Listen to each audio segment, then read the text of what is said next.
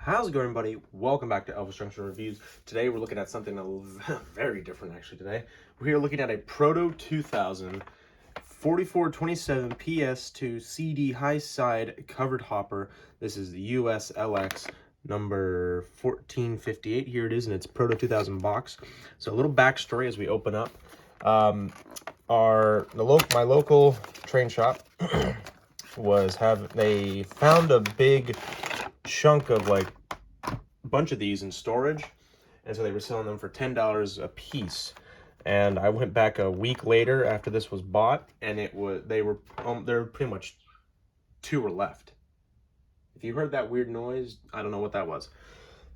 But anyway, so here it is inside of its box. And remember, this is Proto 2000. This was basically the top of the line back when it came out in I want to say the 90s is when Proto 2000 was established and really came out around that time.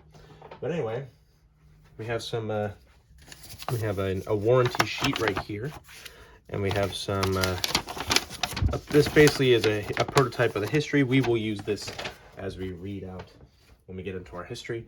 Here it is in its box, and it's been fully assembled, so now let's get into some history.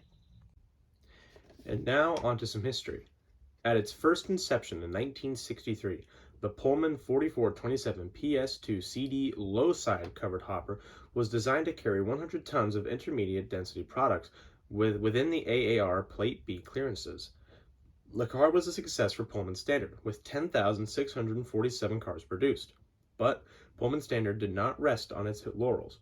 By 1966, engineers had found a way to significantly improve the design by raising the lower edge of the size of the car. This high-side design reduced weight, lowered production costs, and improved access to the discharge gates and shaker brackets. The high-side covered hopper was even more successful than the original low-side model, with over 13,000 cars sold. This car was built in Pullman Standard's Butler, Pennsylvania shops between 1966 and 1971. Pullman referred to it as the model 4427 PS2 CD. 4427 is the capacity in cubic feet. PS2 refers to all Pullman Standard covered hoppers, and CD stands for center discharge gates. Most 4427 high-side covered hoppers were delivered with full-length trough hatches on the roof. The only exception was an order for 36 cars by the Baltimore and Ohio Railroad in 1970 that came equipped with 12 20-inch diameter bracket hatches. All cars were delivered with the low-mounted brake wheels, and most had the Wabco Pack air brakes. The 4427 cubic foot capacity of this car, along with its trough hatches on the roof and center discharge gates, made this the ideal car for hauling grain and other medium density loads such as salt, feed, and potash.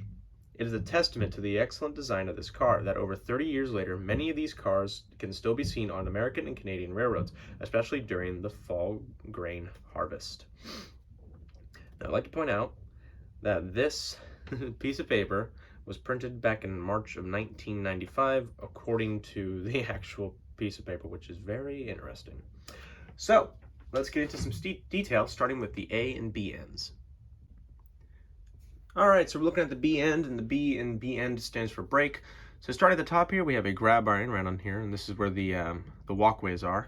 We have a ladder that works from the top of the car down to the bottom, and we have some legible writing right here. Caution, no side ladder. We have some structural support struts right here. Here is our brake wheel, and there's the brake chain. You can see the air tank reservoir right down there.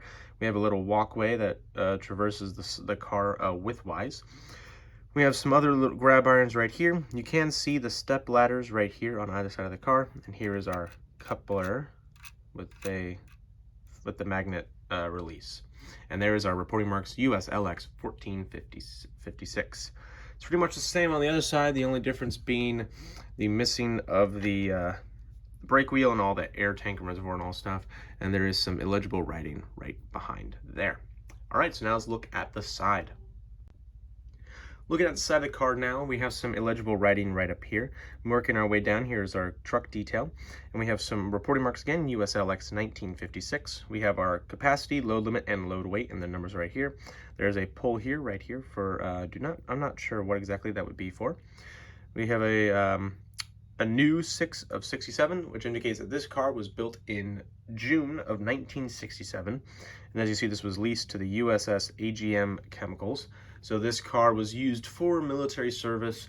That's why it's painted in this dark green, because this is an army green. So this car would have been used to transfer chemicals to, say, an ammunition plant and other things like that. Moving along here, we have some more legible writing here, like caution, open hatch covers before unloading. Warning, do not ship car empty or loaded until hatch covers and outlet gates are closed and locked. And doors must be closed and locked before car is moved. Very fascinating right here. You can see the ribs that keep the car from crumpling in on itself when it has a load or something. We have some more legible writing right here and right here. As you can see, like I said, it says built in June of 1967. It's pretty much the same on the other side. There's really no difference on the other side right here. It's just the same thing. All right, so now let's look at the bottom. Looking at the bottom of the car here, first of all, down here you can see an air hose that goes along the length of the car. And here are our gravity-fed hatches, troughs and all that. As you can see, this right here, this is where the door slides into, and then it releases the contents of inside the car. And we have some little bits here that I think allow air to enter in and let the pressure change. And we have some more details right here and some ribs right here on the car. All right, so now let's look at the roof.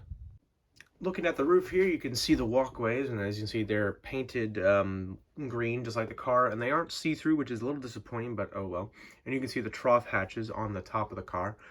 As we move the car along here, you can see we have 4 of these. And yeah, and there's another grab iron right there. There it is right there. And we have these little steps that you can cross onto another car if you are walking on the top. All right, so now let's get into my final thoughts. For a car built in the 1990s, this is a very good model, especially considering the fact it was factory assembled. And in the 90s, that wasn't really much of a thing. It wasn't until like the 2000s that all of the manufacturers really started to actually like assemble their stuff in the factory, because the kits were all the rave and they were still like the biggest thing. But anyway, if you enjoyed, please hit that like button. Also subscribe if you have not, and hit notification bell to know when I upload. I upload on Wednesdays at 9 a.m. Pacific Standard Time, so tune in on those days and at that time to see what I have to review next.